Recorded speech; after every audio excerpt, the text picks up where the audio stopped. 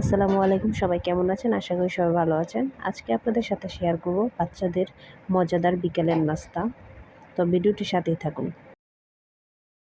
নাস্তাটি বানানোর জন্য আমি এখানে একটা রুটি নিয়েছি, মাঝখান দিয়ে কেটে এরকমভাবে নিয়ে নিয়েছি। দুটো ডিম দিয়ে দিব, হাফ টেবিল চামচ সাদা গোলমরিচের গুঁড়া, হাফ টেবিল চামচ টেস্টি সল্ট দিয়ে ভালোভাবে এটাকে মিক্সড করে নেব। তারপর চুলায় একটা প্যান বসিয়ে দিলাম। প্যানটা গরম হয়ে আসলে দিয়ে দিব পরিমাণ মতো সয়াবিন তেল। তেলটা গরম হয়ে আসলে দিয়ে দিব মিক্সড করা ডিমটা ভালোভাবে ভেজে নিতে হবে। ডিমটা ভাজা হয়ে গেলে প্যানে দিয়ে দিব সামান্য পরিমাণের সয়াবিন তেল। এ পর্যায়ে রুটিটা দিয়ে চেপে চেপে ভালোভাবে ভেজে নিতে হবে।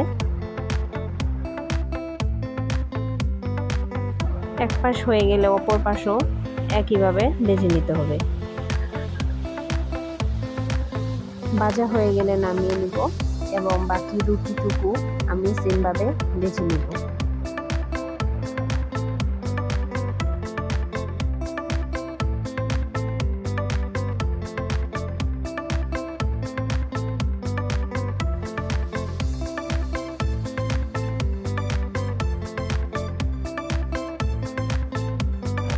এ পর্যায়ে ভেজে রাখা রুটিটার মধ্যে ভেজে রাখা ডিমটা দিয়ে দিতে হবে।